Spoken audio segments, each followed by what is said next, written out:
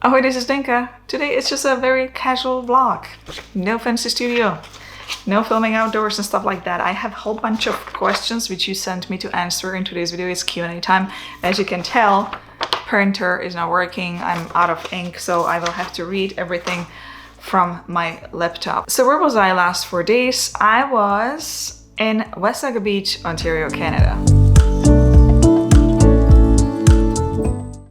First day of the vacation, and we actually showed up at the Wasaga Beach, the main one. There is this yellow building right there. That yellow building, I think it was like 20 years ago. I was going crazy there. The best party ever, the best nightclub. Oh my gosh, I never forget that party. I think it was not overcrowded. It was about 30 people or 40 people, but we had so much fun. It was a blast. It's good to see that the beach hasn't changed much.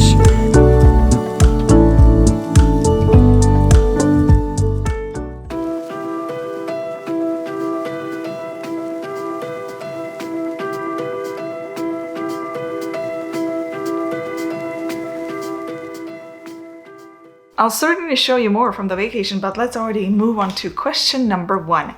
How much time did it take you in your early days to record and finish with editing one YouTube video? How much does it take now? Actually, 3 people like this question. Well, when I was starting out, recording was definitely taking me a lot longer because I was not so confident with the camera. I was not really sure what I'm doing with lighting and all that. But editing part, even though I was editing on a very old desktop, took a lot less time. These days, recording take less time. Maybe if I'm recording in a studio, it's about 1 to 2 hours. If I'm recording on a location, it's about 3 to 5 hours.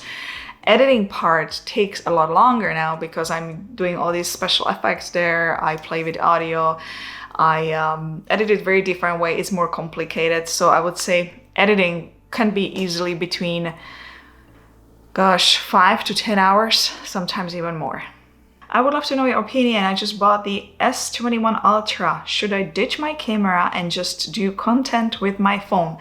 Advantages or disadvantages? Well, that is kind of difficult to answer depending what you are doing with it. If you are just doing casual vlogging, or if your style of your videos suits to more raw, kind of behind the scene look, then smartphone would be the way to go. But if you are thinking about monetizing your channel, bringing it to the next level, like me, for example, I cannot imagine that I would be doing everything with a smartphone. Actually, most of my videos, the B-roll and all that stuff and photos are going for sale later on in stock agencies. I'm monetizing my content. The companies which are working with me are expecting very high quality, and they hire me because I have that type of camera with that type of lens, and the content I provide is very high quality. I hear that, I would say, about 90% at a time when I get emails from them. So I would say keep the camera and see what works better for you. If your style is more of a casual kind of action style behind the scenes, then that's the way to go. But if you find out that you need to have more professional quality, then I would go with a camera. You simply can't replace the fact that you can play with the aperture settings on a camera versus smartphone. Next one is really not a question, it's just a comment. I would love to see more about GoPro and action cameras. Well, I'm not gonna be doing GoPro because I don't have an access to that, but definitely other action cameras will be coming up pretty soon. What about the photography career for a new immigrant to Canada? I'm working as a web developer now and starting my steps towards immigration to Canada. Is it possible to switch for a new immigrant, or it needs more than photography technical knowledge? I'll be straight up with you. It's very difficult to obtain paperwork in Canada, to get working visas and all that. Definitely not as a photographer. You will have to talk to an immigration lawyer about that. You need to be someone very special in your field to be able to get the working permit. As a photographer here in Canada, it's quite difficult to make it as a full-time living. You have to do it for a while, and there's still a way to do it for sure. I'm not saying that you cannot work full-time as a photographer, but it's just a hustle, and it's going to be very difficult, especially where I live in Toronto area. It's a very highly competitive market, and if you really want to be working there full-time, you have to have the skills, and you're going to be competing against tons of different photographers. Hi Zdenka, are there any areas, genres of photography that you don't currently do very often but would like to do more of? Maybe something you haven't yet tried? Thanks, Nick. I think pretty much in those 15 years, I've tried most of the genres of photography. To be honest, I'm at the point right now where my biggest enemy is my time. I only have a certain amount of time of the day, of the hours when I'm able to do this job. If I had a lot more time, if I had the freedom to go, I would just pack my camera and I would be gone. I would be taking photos every evening, every morning, whatever. But again, I'm very much tied up. I have a family and kids and all that, so I'm very, very tied up at this moment. I would probably do more outdoor stuff. Rob says, hi Zdenka, we exchanged comments a while ago about your purchase of the Mini 2 drone. Just wondering if you are still using it. Well, about the drone, I didn't crash it. I'm definitely using it. I used it on the mini vacation as well to record some of the places there, and it was... Okay, so I tell you what happened. We went to a dinner. After the dinner, the sunset was already setting, and I knew that we have pretty much maybe 5-10 minutes maximum. So we ran to the beach, to the closest beach possible. I pull out the drone. I still have my ND filter on it for very strong light. And I had no time, and I knew that I'm gonna lose the sun within 5 minutes, so I just had to fly it. Obviously, it was not working. The footage didn't look that great, so I brought it down. And just like a beginner, I stripped down the ND filter, turn it to automatic mode immediately, because at that moment I knew that I just have no time to play with manual settings. I have no time whatsoever. I gotta get it up quick and do a few shots, and here it is.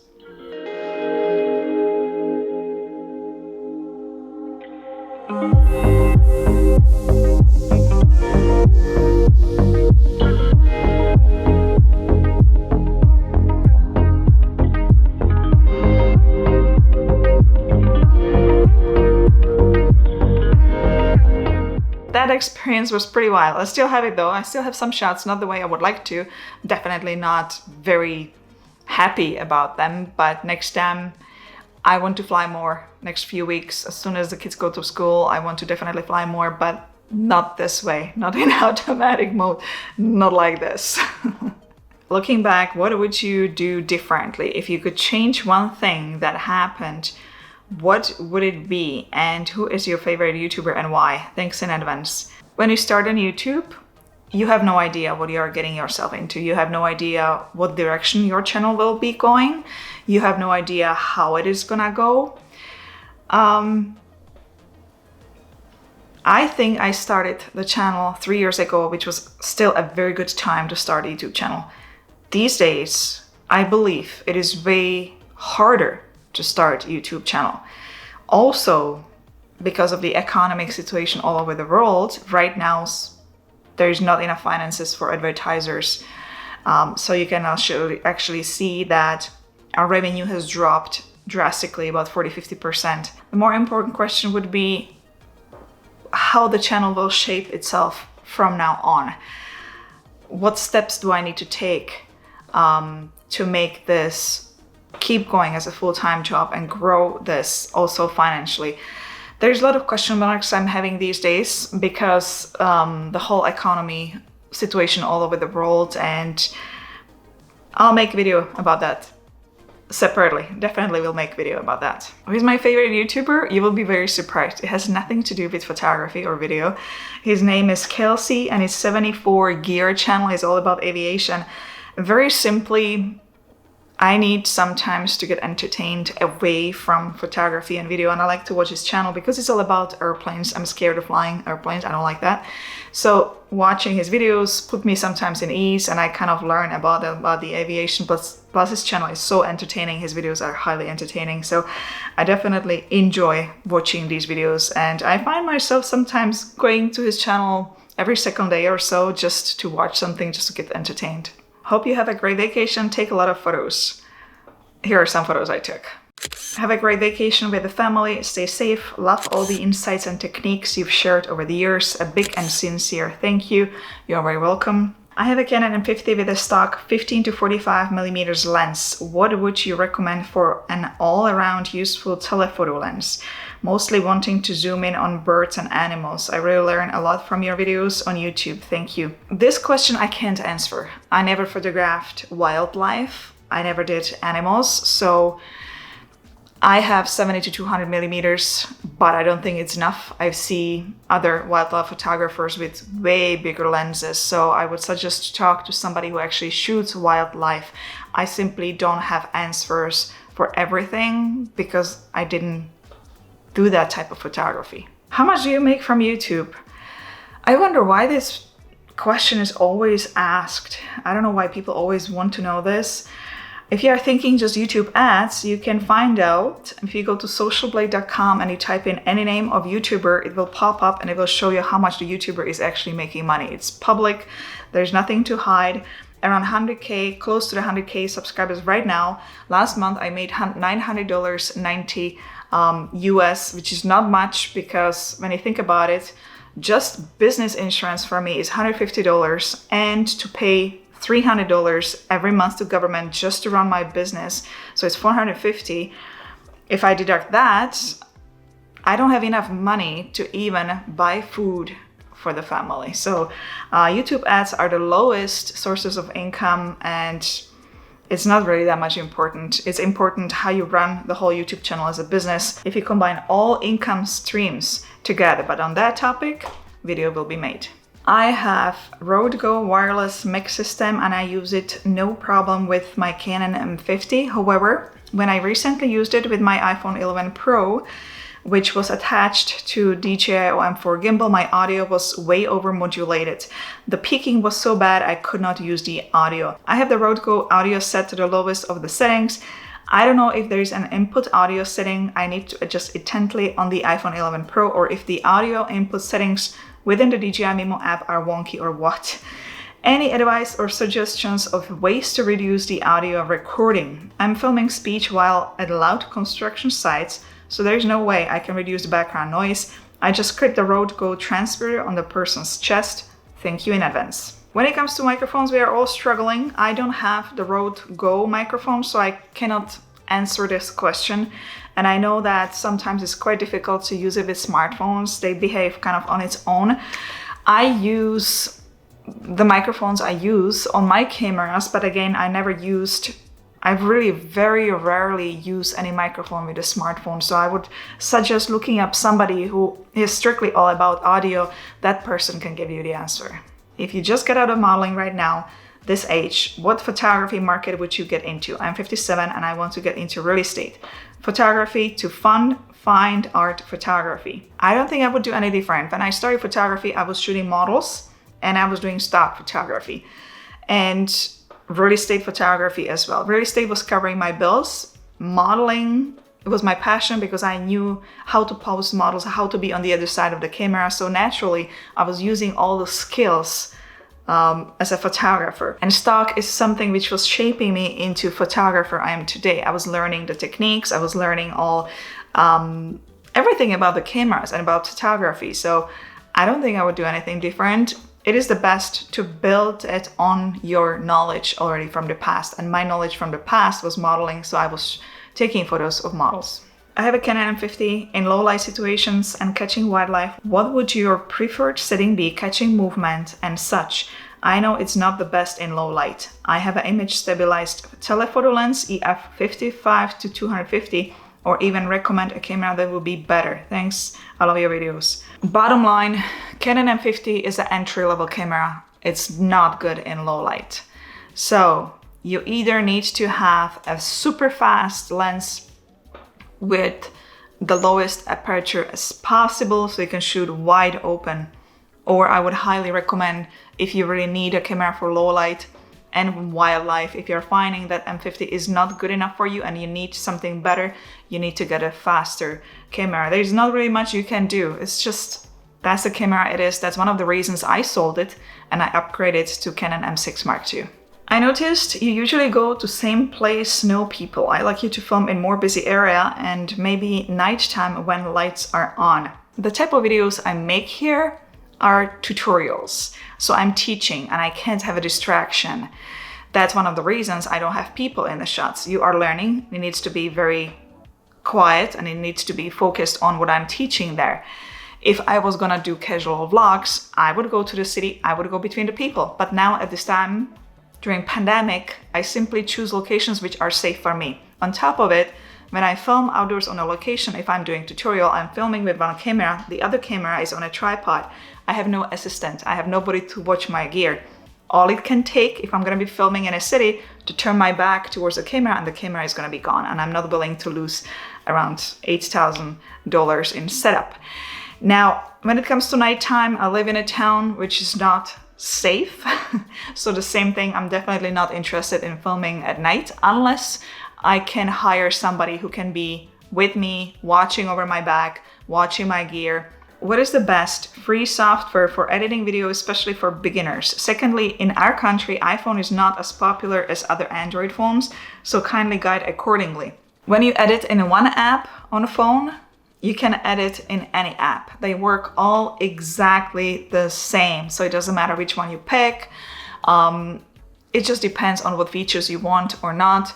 Popular is KineMaster, I would check that.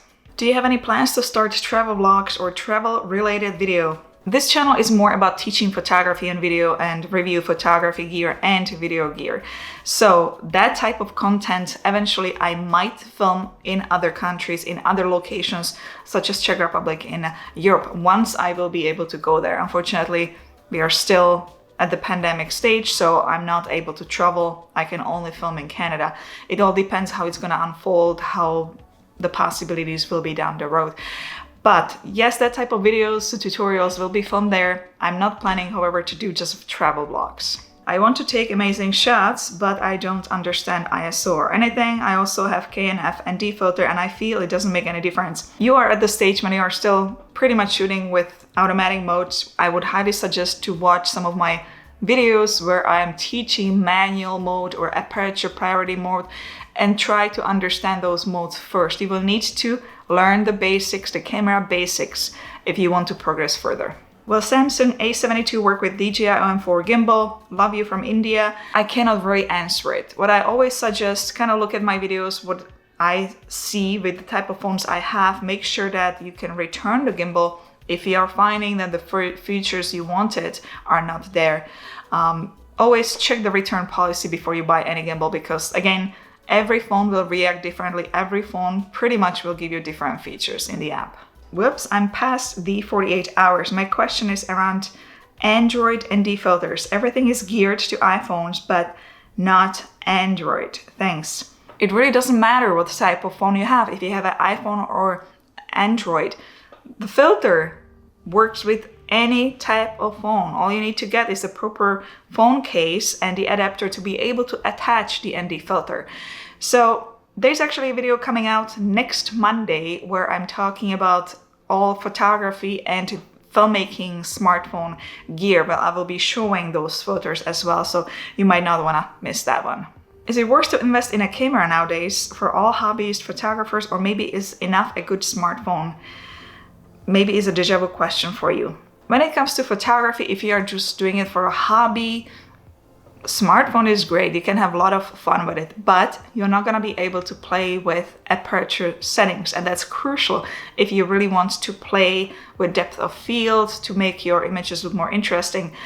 I think you should still keep camera or go with the camera and great lenses because you will have a lot more creative freedom. When it comes to smartphone photography, it's fun, but you will be quite limited. Which lens is, in your opinion, the lens to rule them all? And if you had the option to choose any lens, but it would need to be permanently mounted to your camera forever, which lens would that be and why? Looking forward to hearing from you. Unfortunately, there is no one lens to fit all. Right now I'm filming with 17 to 28 millimeters because I'm recording myself, but if I'm gonna be doing photography, I'm gonna switch to 28 to 70 millimeters.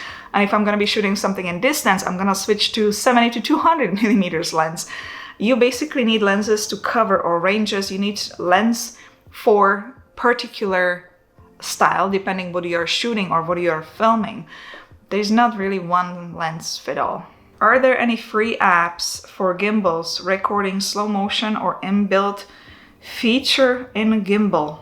Most of the gimbals have slow motion. If you are using Android, you're not gonna get slow motion. So you can film in Filmic Pro, I believe in the free version. You can film in ProTake in a free version. You can film maybe in native camera app. Your phone should already have a slow motion. There are definitely a lot of apps you can have. I like this one, attention trolls. Just because she said ask me anything doesn't give you a free pass to be rude and disrespectful. Have a little class. Thank you very much. I'm finding, luckily, that 99% of people on this channel are pretty nice. Can you give me more tips on how to use Monopod? Thank you. There have been a number of videos where I actually showed how to work with the Monopod. The best would be look into the archive and pull them out. You have to have a visual. It's hard to tell you the tips. I pretty much think that I said all the tips already in those videos. This would summarize the whole Q&A session. Thank you very much for sending the questions in. I'm gonna go back to work now, work on the next tutorial, and I'll see my friends in the next video. Ciao, ahoj.